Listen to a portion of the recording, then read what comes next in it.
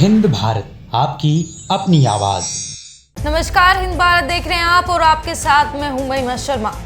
Ukraine संकट मामले को लेकर रूस और अमेरिका के बीच तनाव बढ़ता जा रहा है।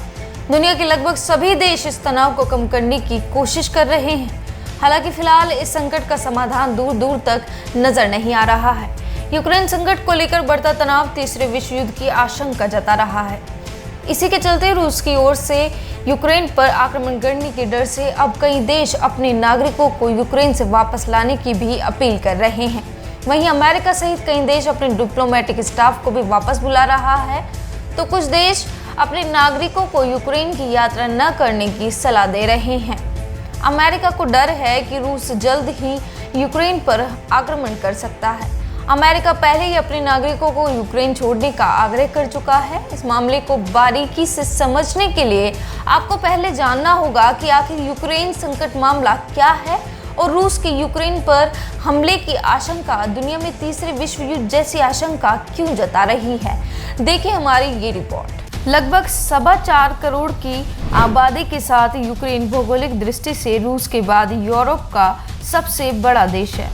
सन 1917 में लेनिन के नेतृत्व में हुई सर्वहारा क्रांति यानी प्रोलेटेरियन रेवोल्यूशन ने रूस में राजशाही को समाप्त करके कम्युनिस्ट शासन शुरू किया था, जिसके 2 साल के बाद से बहुत से देश संयुक्त सोवियत संघ यानी यूएसएसआर में शामिल हुए, जिनमें यूक्रेन भी शामिल था। जब ब्रेजनेव रूस के राष्ट्रपति बने तो उन्होंने अपने यहाँ खुलेपन की नीति को प्रोत्साहित किया। इसका नतीजा यह हुआ कि तत्कालीन यूएसएसआर नाम का यह देश सन 1991 में 15 देशों में बंट गया और इसका नया नाम हो गया रूस। रूस से अलग होने वाले उन 15 देशों में यूक्रेन भी एक था। सन 1945 में सेकेंड वर्ल्ड वॉर के दौरान विश्व युद्ध की समाप्ति के बाद पूरी दुनिया 2 खेमों में बंट गई। इनमें एक खेमा था पूंजीवादी विचारों वाले राष्ट्रों, जिसका नेतृत्व अमेरिका कर रहा था और जिसमें ब्रिटेन, फ्रांस, इटली और जर्मनी जैसे पश्चिमी यूरोप के महत्वपूर्ण राष्ट्र थे।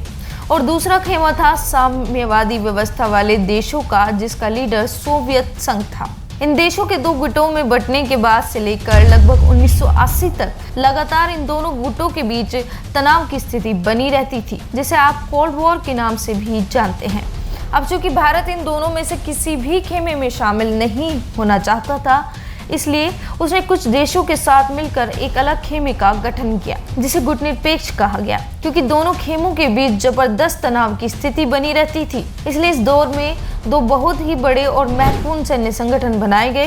पूंजीवादी खेमे ने नॉर्थ अटलांटिक ट्रीटी ऑर्गेनाइजेशन नामक संगठन बनाया, जो नाटो के नाम से जाना जाता है। यूक्रेन संकट मामले को लेकर रूस और अमेरिका के बीच तनाव बढ़ता जा रहा है।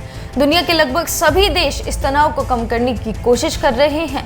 हालांकि फिलहाल इस संकट का समाधान दूर दूर तक नजर नहीं आ रहा। यूक्रेन संकट को लेकर बढ़ता तनाव तीसरे विश्व युद्ध की आशंका जता रहा है। इसी के चलते रूस की ओर से यूक्रेन पर आक्रमण करने के डर से अब कई देश अपने नागरिकों को यूक्रेन से वापस लाने की भी अपील कर रहे हैं। वहीं अमेरिका सहित कई देश अपने डिप्लोमेटिक स्टाफ को भी वहां से वापस बुला रहे हैं, तो कुछ देश अपने नागरिकों को यूक्रेन की यात्रा न करने की सलाह दे रहे हैं। यूक्रेन को डर है कि रूस जल्द ही यूक्रेन पर हमला करेगा। अमेरिका पहले ही अपने नागरिकों को यूक्रेन छोड़ने का आग्रह कर चुका है। यूक्रेन संकट को लेकर हमने इतिहास से जुड़ी जानकारी अब तक आपको दी। अब बात करते हैं मामले की वर्तमान समस्या पर।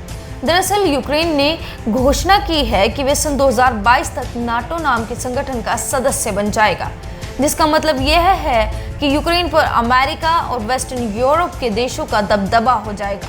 यहाँ सवाल यह है कि यूक्रेन ऐसा कर क्यों रहा है। जब यूक्रेन रूस से अलग हुआ था, उस समय क्रीमिया नामक क्षेत्र यूक्रेन के पास था। सन 1954 में यूएसएसआर के राष्ट्रपति खुश्चेव ने ये क्रीमिया यूक्रेन को उपहार में दे दिया। इस क्रीमिया को लेकर भी विश्व में तनाव की स्थिति बनी थी और अंततः सन 2014 में रूस ने क्रीमिया पर कब्जा कर लिया। साथ ही यूक्रेन का वह हिस्सा जो रूस की सीमा से मिलता है, रूस ने अपने कब्जे में ले लिया। जाहिर है, जिसके कारण यूक्रेन के लोग रूस से बहुत ज्यादा नाराज हैं। यूक्रेन को डर है कि कहीं ऐसा न हो कि रूस यूक्रेन पर भी उसी तरह कब्जा कर ले जिस तरह उसने क्रीमिया पर किया था।